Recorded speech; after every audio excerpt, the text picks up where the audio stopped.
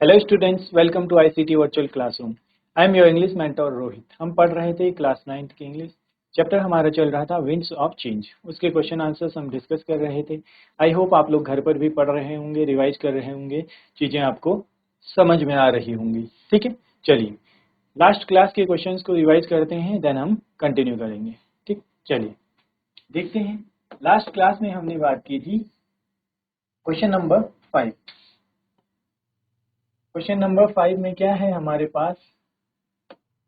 The writer mentions celebrating pankhas in the concluding part of the chapter।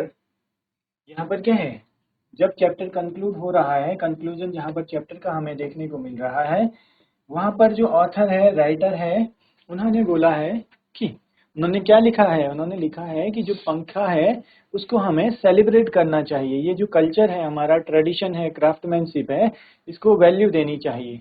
ठीक है, तो हमें क्या करना है, हमें बताना है ऐसे how could be beneficial to artisans and the craft. ये किस तरीके से अगर हम सेलिब्रेट करेंगे पंखा को, या पंखा मेकिंग, या फिर जो ट्रेडिशन है, इसको अगर हम क्या करेंगे, सेलिब्रेट करेंगे, तो ये किस तरीके से आर्टिजन्स को हेल्प करेगा। जो पंखा मेकिंग में जो वर्कर्स लगे हुए हैं, जो काम कर रहे हैं, ठीक है, उनको किस तरीके से हेल्प करेगा। ठीक, celebrating pankhas can increase public awareness. अगर हम पंखे को क्या करेंगे, सेलिब्रेट करेंगे, तो ये क्या करेगा, पब्लिक में अवेयरनेस लाएगा, जागरूक करेगा उनको किस किस बारे में, about their cultural and artistic value. अगर हम सेलिब्रेट करते हैं इस चीज को, तो हमें पता चलेगा कि कैसे हम अपने कल्चर को और आर्टिस्टिक वैल्यू दे सकते हैं। ठीक है, अपने कल्चर को कैसे वैल्यू कर सकते हैं। It can help people to see them not only as a old cooling tools but also as beautiful examples of traditional craftsmanship. ये क्या है, ये सिर्फ एक कूलिंग टूल की तरह नहीं, एक सिर्फ हवा देने का साधन नहीं है। ये क्या है, but also as beautiful example of traditional craftsmanship. ये क्या है, क्या ब्यूटिफुल एग्जाम्पल है ट्रेडिशनल क्राफ्टमैनशिप का।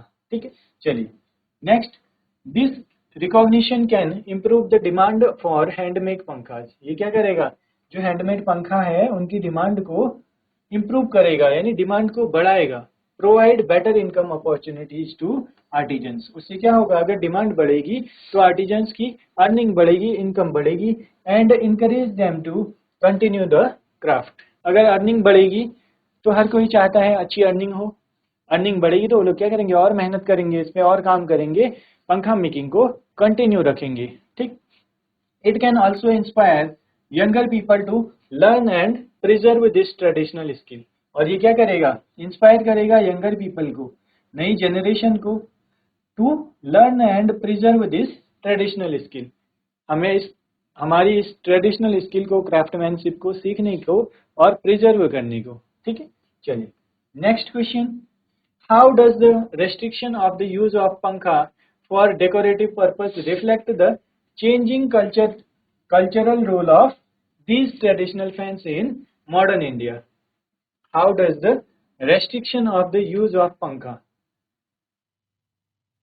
for decorative purpose reflect? अब क्या है, इसने क्या कर दिया है, जो यूज था पंखे का उसको क्या कर दिया, रेस्ट्रिक्ट कर दिया है। कहाँ तक, डेकोरेटिव पर्पज के लिए।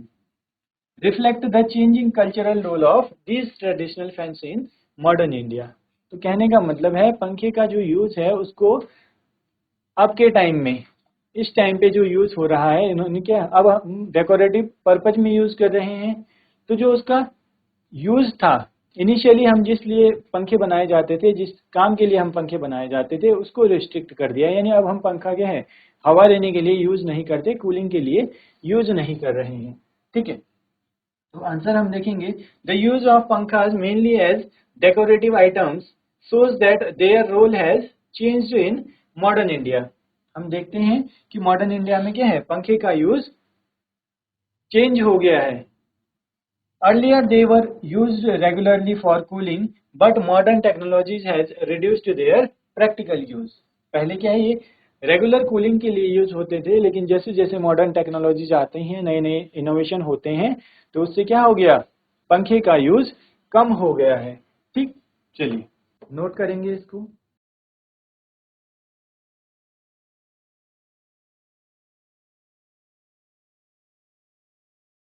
चलिए आगे बढ़ते हैं, नेक्स्ट क्वेश्चन देखेंगे। Vocabulary and structures in context. यहाँ पर क्या है, कुछ वोकेबुलरी, हमें कुछ वर्ड्स गिवन है। Read the following pairs of words from the text. हमें क्या है, कुछ वर्ड्स गिवन है। Exotic and stylish, villages and towns, thread and wool, silk and brass, ornament, ornate and incrusted, within and outside. ठीक है, ये कुछ words हमें गिवन है। Classify the pairs of words given above in the following categories. One example has been done for you. अब हमें बताना है जो हमें वर्ड्स गिवन हैं, कौन से ऐसे वर्ड्स हैं जो अपीयरेंस को बताते हैं, कौन से वर्ड्स हैं जो प्लेस को बताते हैं। विद इन एंड आउटसाइड क्या होता है, दोनों प्लेस को डिनोट करते हैं। ये दोनों आपने पढ़ा होगा, ये दोनों क्या हैं, प्रपोजिशन है। ठीक है, विद इन और आउटसाइड। विद इन किसी लिमिट के अंदर, किसी एरिया के अंदर, और आउटसाइड बाहर। ठीक, और कौन से वर्ड्स हैं जो मटेरियल हैं, तो हमने क्लासिफाई करना है, कैटेगरी हमें गिवन है। तो हमें बताना है कि कौन से वर्ड अपीयरेंस के लिए यूज होते हैं, कौन से वर्ड्स प्लेस के लिए यूज होते हैं, और कौन से इनमें से मटेरियल है। ठीक है, हमें वर्ड्स गिवन है यहाँ पर, आप देख सकते हैं।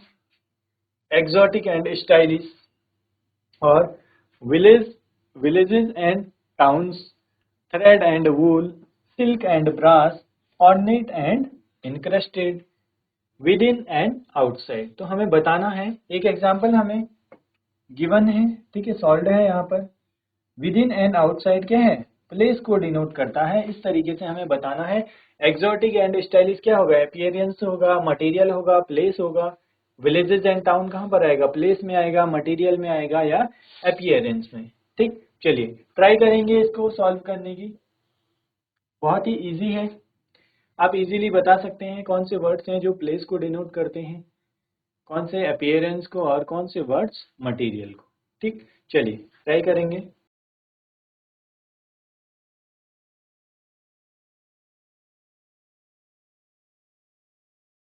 चलिए आंसर्स देखेंगे।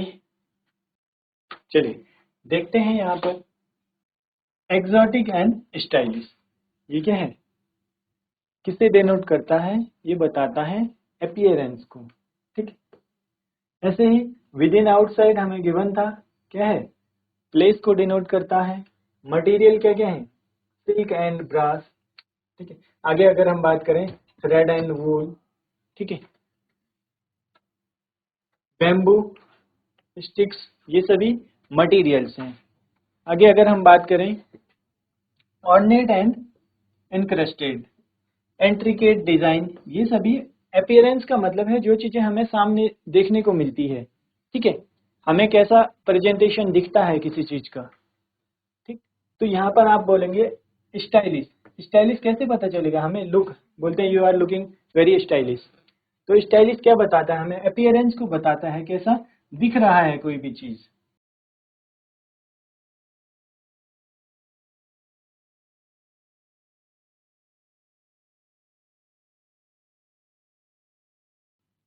एक्सोटिक एंड स्टाइलिश अपीयरेंस को बताता है, ऑर्नेट एंड इंक्रस्टेड ऐसे ही इंट्रिकेट डिजाइन, ये सभी चीजें हमें क्या है, देखने को मिलती है सामने, प्रेजेंटेशन जो हमें देखने को मिलता है।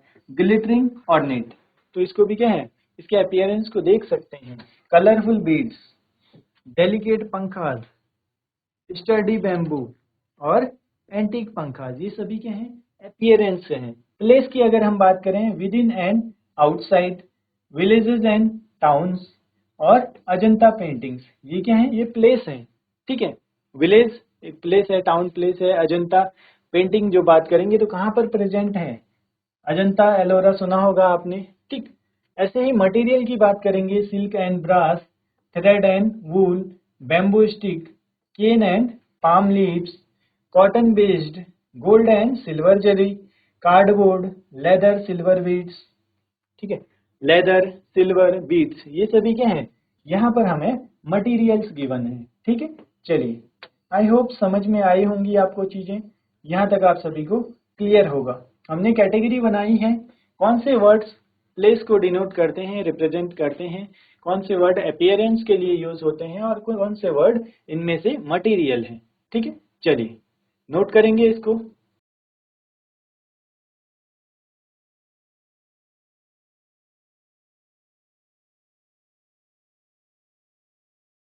चलिए स्टूडेंट्स, यहाँ तक आपको क्वेश्चन आंसर क्लियर होंगे। इनको आप लोग घर पर भी पढ़िए, रिवाइज कीजिए। मिलते हैं आप सभी को नेक्स्ट क्लास में। Till then take care and have a great day.